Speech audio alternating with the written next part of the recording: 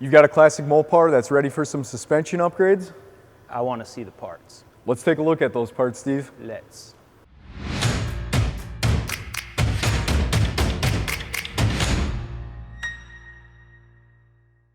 Well, hello everyone, I'm Steve at Qa1 with my good friend Trevor and an awesome 66 Charger all stock. And today we're going to be showing you the Mopar parts that Qa1 offers. Now, in terms of upgrading your suspension on these Mopars, Trevor, name me a couple good reasons why you might do that. Well, over the years, bushings wear out of the factory components.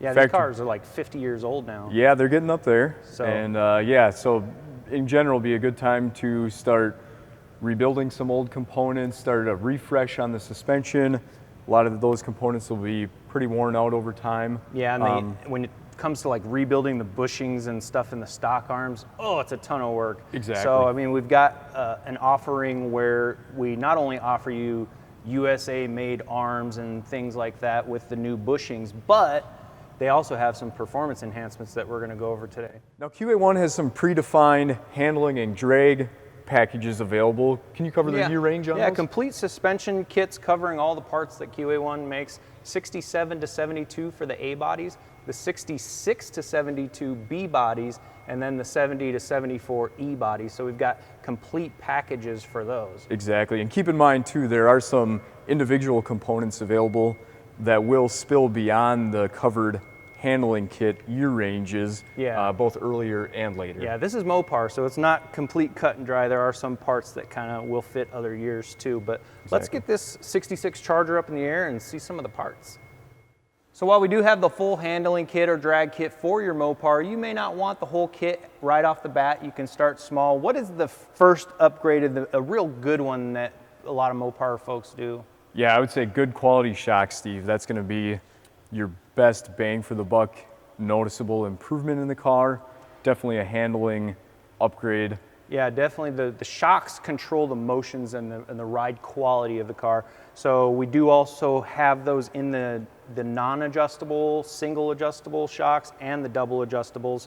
So really change the ride quality of the car. If that were, just a basic start, that's where we would go with that. Definitely.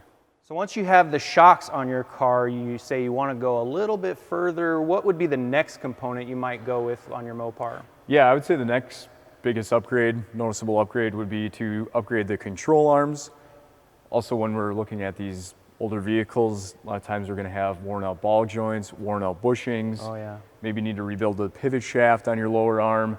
Maybe you're considering stiffening up your factory lower control arm by adding some reinforcement plates to it. Yeah, that's quite a bit of work. Yeah, and at that time, really from a cost-effective standpoint and a performance standpoint, we should maybe start taking a look at just upgrading to a nice tubular arm.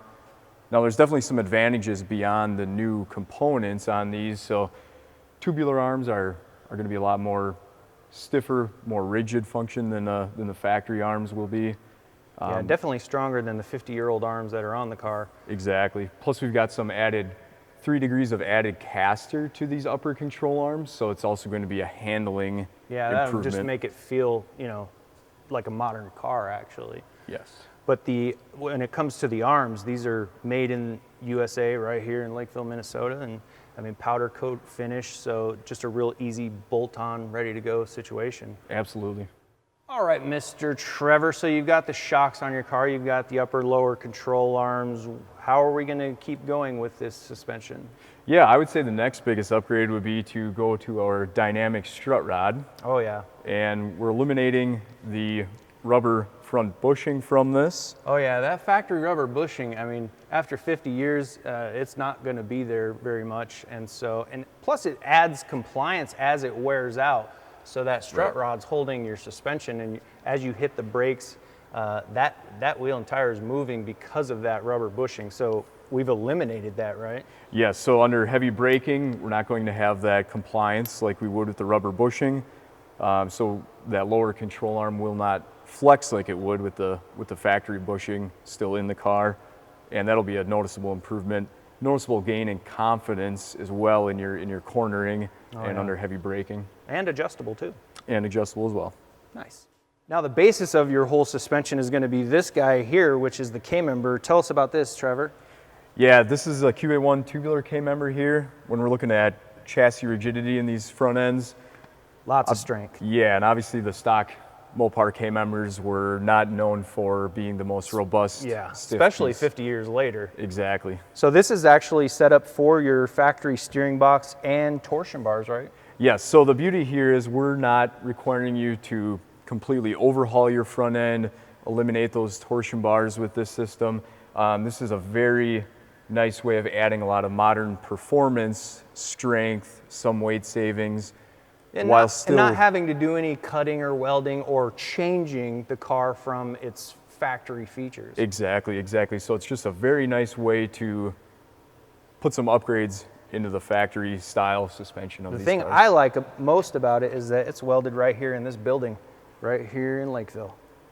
We've got most of the components from the Qa1 handling kit covered, except for this front sway bar. Let's talk about that one, Trevor. Yeah, this will be an 1.25" hollow bar, bent in-house. This is going to add rigidity to the front sway bar, improve the cornering performance of your Mopar as well. Plus, it's going to come with new bushings and end links as well, so those will all be freshened up. Now on some of the Mopars, the way that they mounted that front sway bar, it's going to be required when you use the Qa1 K-Member front sway bar, lower control arms. On some of the applications, it's just going to be required to do all three of those components all at once. Yes, in some of the applications, there will be some compatibility considerations either with the stock sway bar or stock K-Member or stock arms. So in some instances, it is easiest to just upgrade all three of those components to the Qa1 components all at once. Yeah. Exactly. So that covers all the front end components for our Qa1 handling kit. Now on the 67 to 79 A bodies, we do have a 6-link coilover conversion for the rear suspension. But on the other Mopar applications, what would come for the rear in those handling kits? Yeah, in those kits comes with shocks, both non-adjust, single adjust, or dual adjust valving that are just designed to work with the factory style leaf springs. Yeah. Well, if you want to see more of the Qa1 Mopar parts, visit us at qa1.net. You can give us a call on the tech line. If you like this video, hit like. If you have any comments, questions, anything like that, put them in the comments, and we'll see you next time. Steve, you forgot to say go drive it. Go drive it, Trevor. Uh-oh, it's the Mopar edition. All the Qa1 parts for your Mopar today. Blah, blah. Why would we say we hear you? Why you should just hit record and like go have lunch or something. Okay. Why we'll would get we it say done. we hear? With the way Yeah. we have the K-bar. K-bar.